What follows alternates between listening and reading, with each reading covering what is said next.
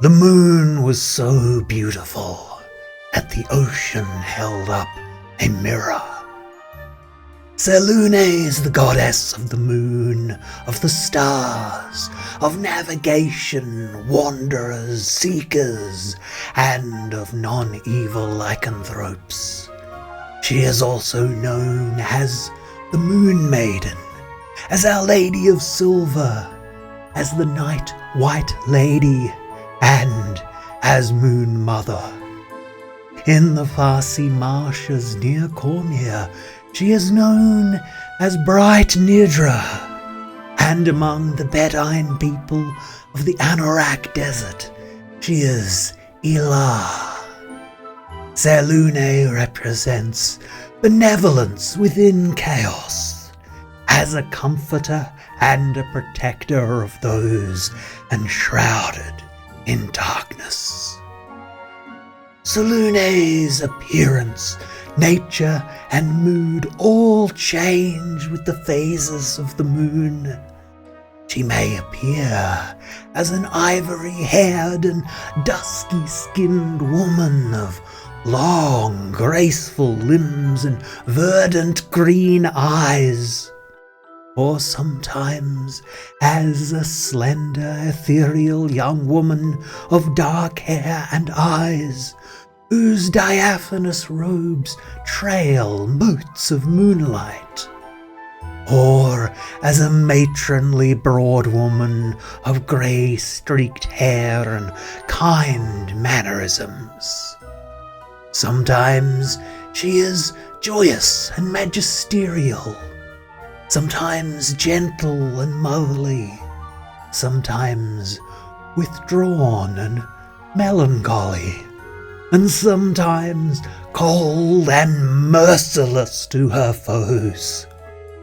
But her most common manifestation is known as moon dust or moon motes, being trails of softly glowing lights who guide travellers through danger or who provide light when needed.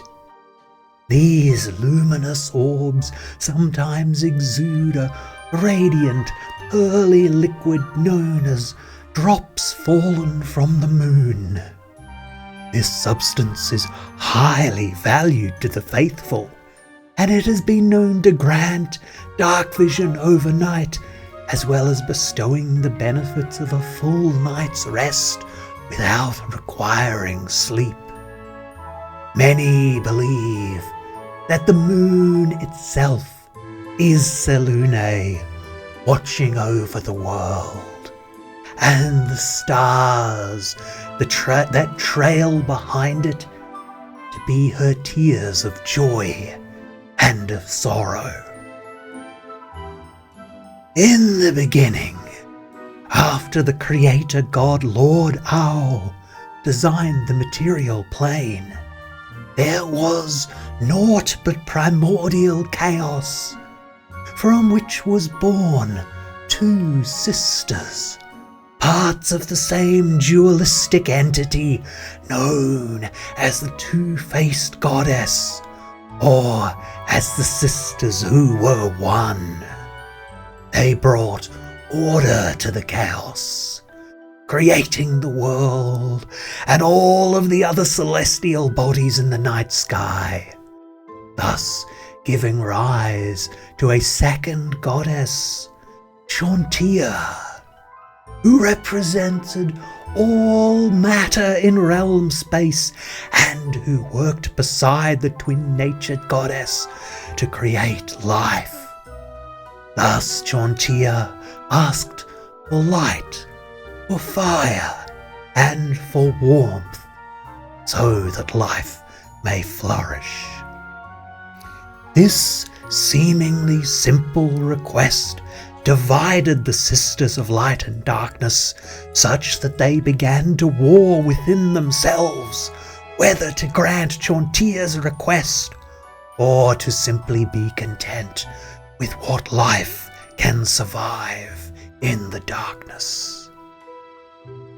During this great conflict known as the War of light and darkness, the wounds the sisters inflicted upon one another gave birth to deities of war, of disease, of death, and of murder, among other primeval forces, until the Sister of Light reached beyond the boundaries of the material plane into the elemental plane of fire, and thus ignited the sun, burning herself severely in the process. This act so enraged the Sister of Darkness that she summoned all of her power to consume the world in darkness and to eliminate light and life entirely. Exploiting this brief moment of distracted weakness, the Sister of Light tore out some of her own divine essence, nearly killing herself in the process, and hurled it into her sister. This piece of essence, born of light and suffused with darkness, became Mistral, the original goddess of magic, who sided with the light, granting the upper hand against darkness. Mistral managed to negotiate an uneasy truce to the conflict. As the defeated party, the Sister of Darkness was separated from the light into a realm of night, where she became known as Shah, whilst the Sister of Light became Selûne, inheriting the world of life and of light. Yet even this arrangement could not silence the bitterness and the alienage between the two sisters who were once one. Thus Shah plotted revenge in the dark, while Selûne stood as moonlit sentinel over the night sky, protecting the life that now flourished under the guidance of Chauntea, but suffering still from her grievous wounds. Our Lady of Silver's light waxes and wanes, while Shah's darkness remains absolute. Yet there exists, in circles, an alternate origin story known as the Song of Selûne. In this romantic epic, Selûne was a youthful goddess in a realm populated only by gods, who tired of her life of ease. Stealing a wand of power from her father, she used it to travel the realms, and there she met a dark and handsome warrior named Imgigzu, with whom she fell in love. He convinced her to transport himself and his people to the world of Toril, whereupon he revealed himself to be a shape-changing extraplanar monster bent upon conquest and destruction.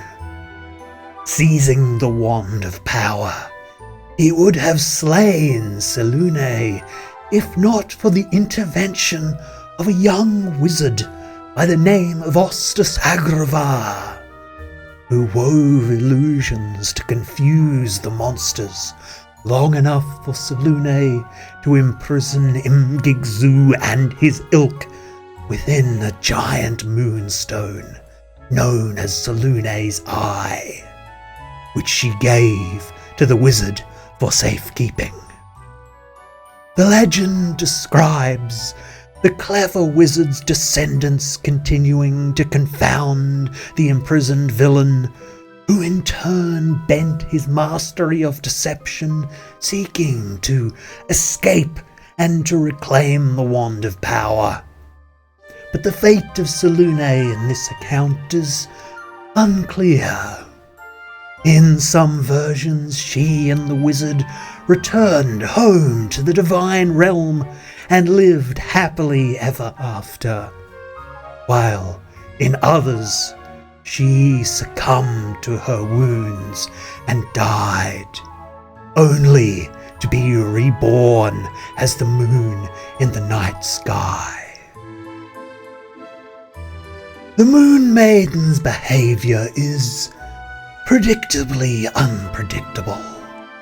Although she changes mood with the phases of the moon, even her darkest acts of cruelty are focused upon those who are cruel in turn, and despite her deepest melancholy, she retains a love of goodness.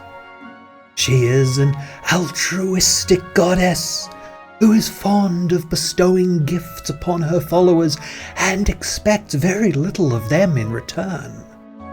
Rather, she seeks only to guide those who are lost and to protect those who struggle in darkness, whilst to her clergy she is known to dutifully answer prayers whenever possible. Selûne's greatest ally against Shah is Mistra, who inherited Mistral's domain over magic, whilst she is also allied with Elistre, the goddess of redemption, and Lyra, the goddess of joy, united by their love of dancing in her moonlight. Likewise, she works well with Sune, the goddess of beauty, and Timora, the lady of luck, as well as the travelling deities of Shorndical and Valkyr, the nature deities of Chauntea and Eldath, and she respects Lathander, the Morning Lord, for his conquest over the night every morning. Among non-human pantheons, she works closely with the elvish moon goddess Sehanin Moonbow, and is allied with Angarad and Coral and Lorethian, the heads of the elven pantheon, as well as Sirolali, the halfling goddess of friendship. Opposing her on her sister's side are Mask, the god of thieves, and Umberlee, the wicked sea queen who seeks to steer ships astray in the night. Selûne dwells within the plain of Isgard, in a realm known as the Gates of the Moon. At its heart lies her home, a shining moonlit hall known as Argentil. It is a quiet place, adorned with artworks provided by Finder Wyvern Spur, the god of transformation through art. And it is home to the Infinite Staircase, an unpredictable passage frequented by planet travellers that appears every full moon. Within this stately home, Selûne's most faithful followers live out their afterlives in her service as Eladrins, Lilans, and powerful blue-haired female planetars known as shards. Wielding the powers of the moon, Selûne controls the ebb and the flow of the tides, as well as holding domain over lycanthropic transformation, and thus no were-creature may attack her.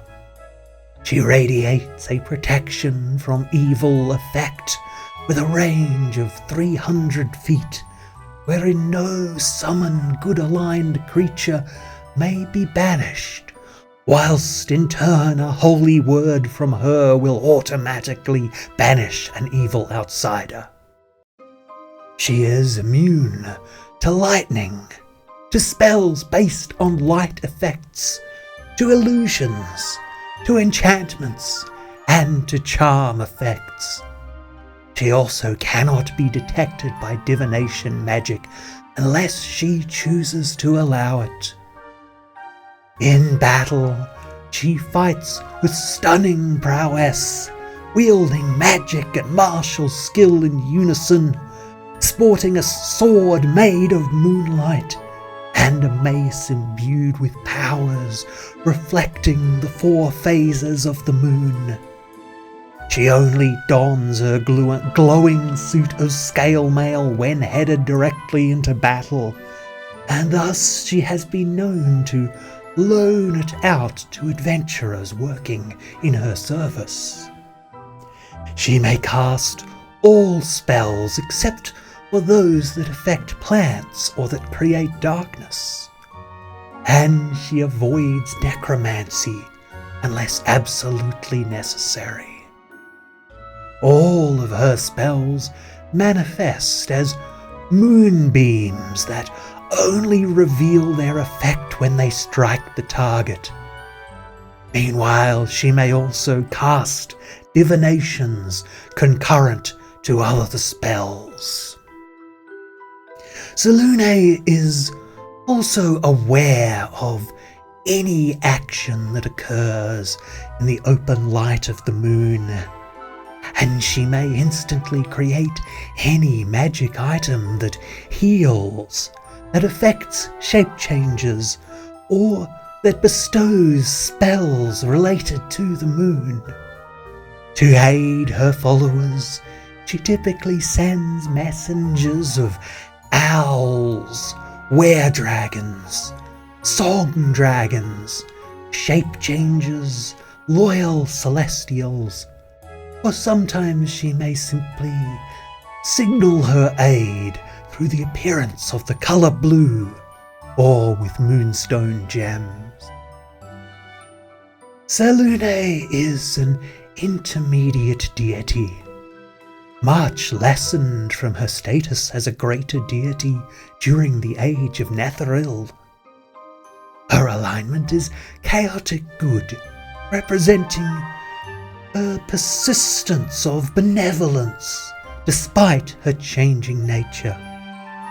Her clerics tend to adopt the knowledge, the life, or the twilight domain, and they turn and they destroy undead.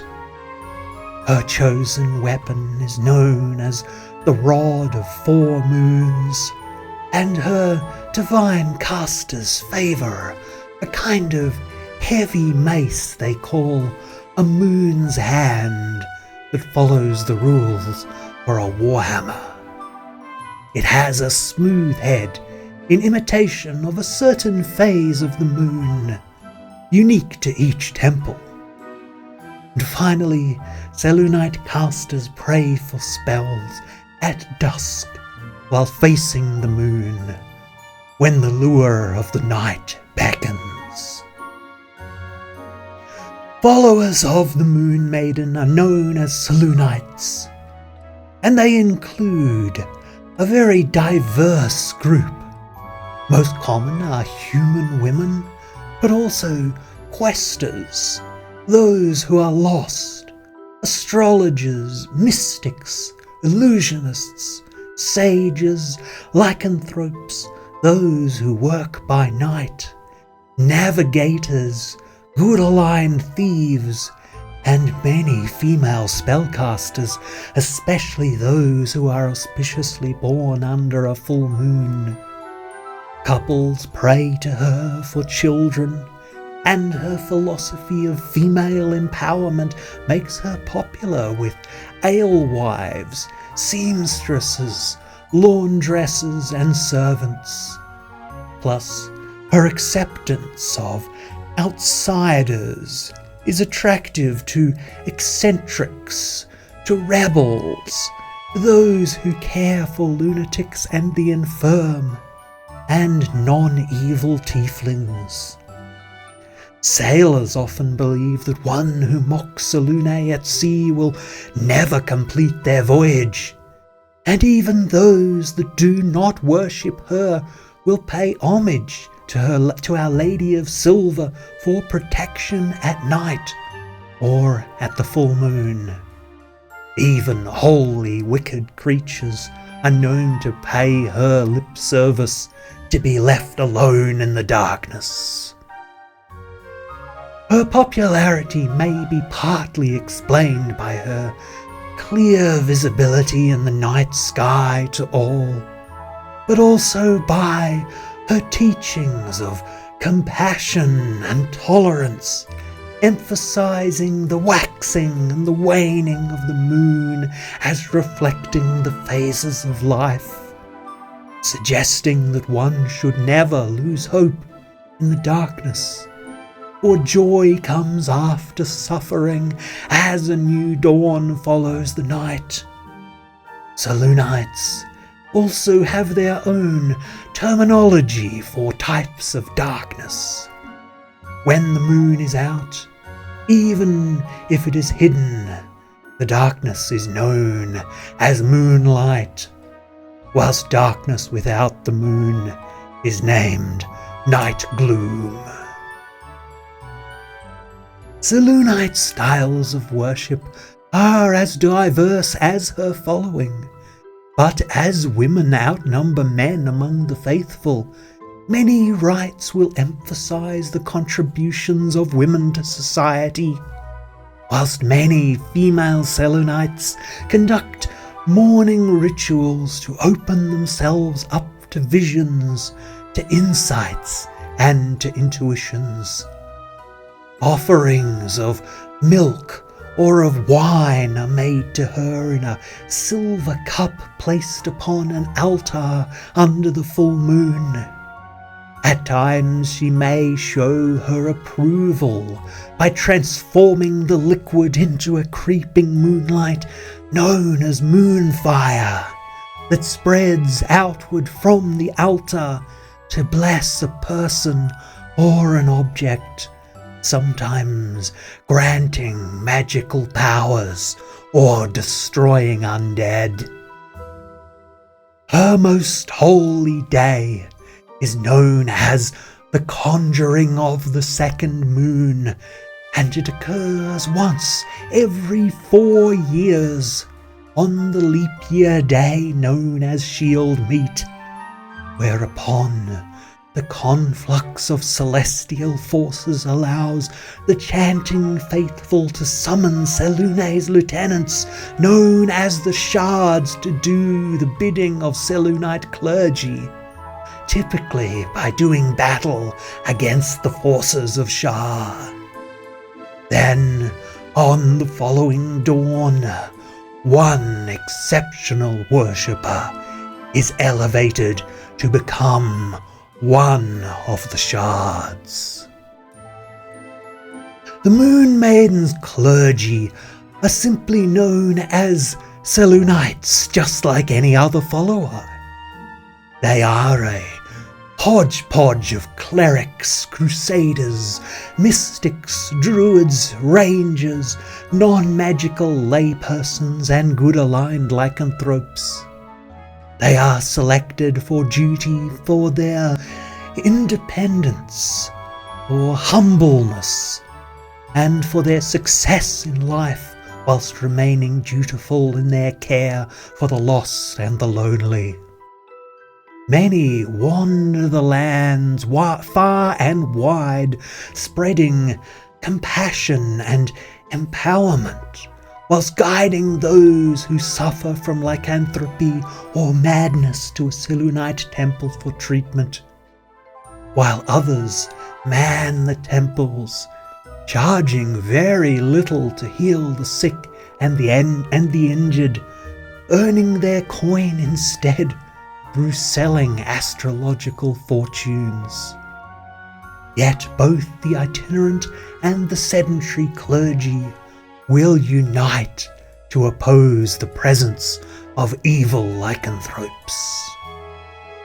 At least once a year, all Selûnite clergy are expected to perform a sacred rite known as the Mystery of the Night. After casting secret spells, they lie prostrate before an altar and fall into a trance, whereupon they commune directly with the goddess through visions, whilst rising up into the air, spiraling through the heavens and the night sky. The mental strain of this activity causes 1d12 psychic damage, but is rarely fatal. Another, less intensive and more frequent rite is known as the Night Stalk. It may take the form of a solitary walk under the night sky, bathing in the moonlight, or the chanting of prayers and dancing before a moonlit altar.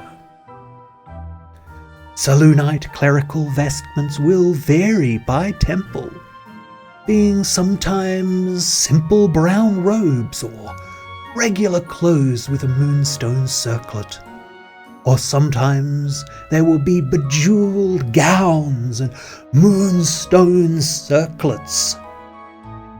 But in the field, clergy will dress practically for the task at hand. The varied practices of Selûnite temples facilitate a wide range of rankings.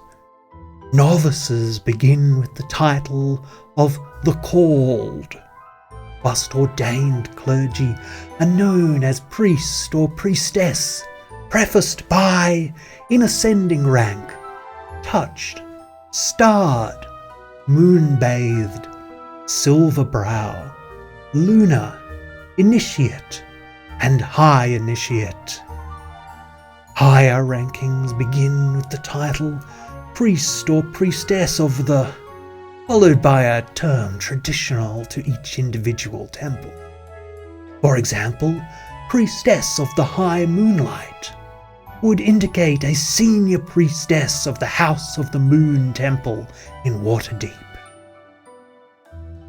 According to a common saying, anywhere the full moon shines is the place for Selûne, and thus her followers may be found in every corner of Faerun, but especially Cormyr, Silvery Moon, the Dale Lands, the Moonsea, Impelter, Aglarond, Termish, Arm, the Horde Lands, Anorak, Waterdeep, and the Western Heartlands, where the local Gur nomads refer to themselves as Selûne's children. Likewise, Selûnite places of worship are too numerous to mention, and will often amount to little more than a simple shrine. But while the faith has no formal headquarters, the House of the Moon in Waterdeep is the greatest hub of Selûnite activity. Also notable as a holy place is the legendary Selûnite lost city of Mithla-Rast, lying somewhere within Arm and waiting to be liberated from evil invaders.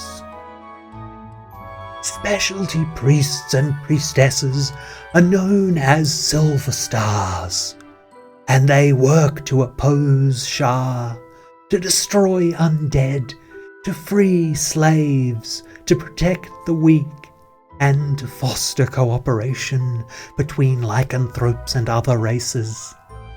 They are considered to be touched by the goddess in the form of prophetic visions, and some may wield a part of the moon's power to render themselves resistant to magic that derives from the shadow weave. They are all skilled navigators, and they will resist magic that would cause a person to lose their bearings or to become lost. They have access to many spells that relate to the moon or to moonlight, including several unique to their order, and they can see in the dark, a power which they call lunar sight. Whilst veteran silver stars have been known to fire explosive shooting stars from their hands or their eyes and may project dancing lights. Lycanthropic silver stars even shed their vulnerability to silver and may control their transformations. All silver stars must be amenable to a chaotic good moral compass. They must all show talent for divine magic, and they must all master a mobile, evasive style of combat. Selûne is served by many holy orders, such as the Knights of the Half Moon, also known as the Order of the Half Moon, being a crusading order who protect the House of the Moon in Waterdeep with their unique crescent-bladed pole weapons known as moon poles. Or the Swords of the Lady, nicknamed Lunatics, an eccentric masked order who are fanatically devoted to opposing threats from Shah. They famously fight unarmed and seemingly treat battle as one grand game. The Oracles of the Moon are a sect of female diviners, astrologers, and soothsayers.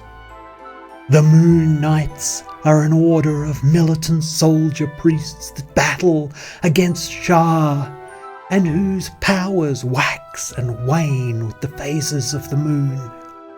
Whilst the Silver Ladies are an all-female organisation within the Selûnite Church that works to organise the many different factions of the faith into a cohesive body. They act as midwives, as healers, as fortune tellers, and as a kind of bounty hunter who hunts down men who have abused women and makes restitution to the wronged party.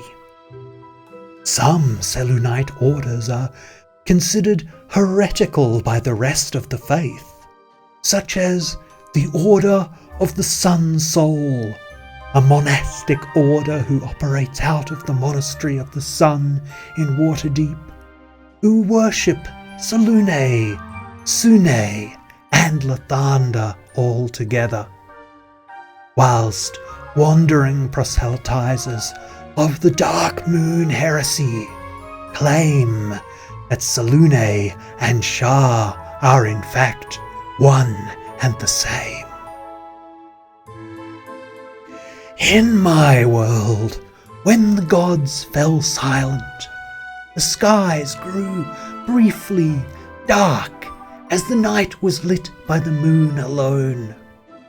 Today, the stars known as Selûne's tears have returned to drift across the heavens in 7 main constellations, untethered from the moon's passage across the sky.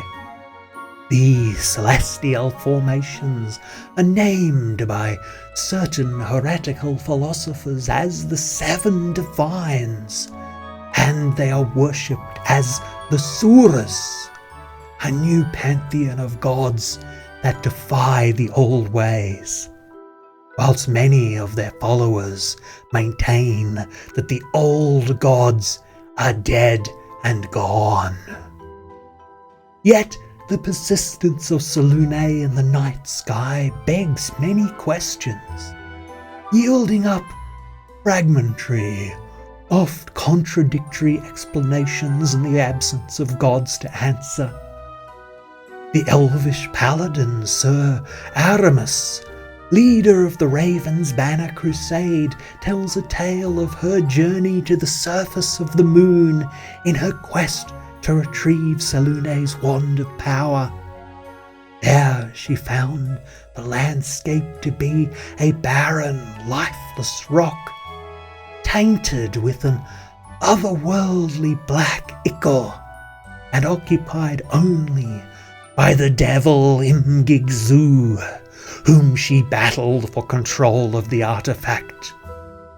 When the moon was at last cleansed, she claims that Selûne appeared to her, marking her first sighting in near a century. And according to Sir Aramis, the Moon Maiden informed the stunned paladin that the gods had left Faerun as a gift to humanity in a show of faith. But this account is contradicted by a recently discovered journal attributed to the heretical astrologer Aban, which was found by inquisitorial spies travelling ahead of the Raven's banner army. Aban claims that these dark times, marked by Selûne's persistent light, it extols her presence as an overgod, supplanting the departed creator god Lord Ao. He claims that Selûne and the omnipresent mother goddess known to the heretics as Brenna are in fact one and the same. He continues, pointing to the legends of the local Gur nomads who tell of the Sura Voren, the Lord of Mysteries, who created a perfect replica of the prime material plane to entice and to trap Brenna's dark counterpart within. This he relates to the prehistoric tale of the sundering of Eber and Toril into one world of light and life, and another belonging to the aberrations and the darkness. He concludes then by this measure that all mythologies and oral traditions point to the truth of these two worlds, one of Selûne and one of Shah, by whose duality all gods, all magic, all life, and all death are but their unconscious dreams in an unending struggle. Naturally, his theories are regarded as baseless conjecture by inquisitorial scribes and heretical philosophers both, but he is nonetheless sought for further questioning by both parties. The teachings of the Moon Maiden speak as follows. All who are touched by moonlight are welcome if they wish to be so. The cycles of life wax and wane, as do those of the moon. All love that occurs beneath Selûne's radiance is blessed by her. Trust in the moon, and she shall guide you. Spread the word that all beings are equal. And finally, offer aid to fellow Selûnites as you would a dear friend.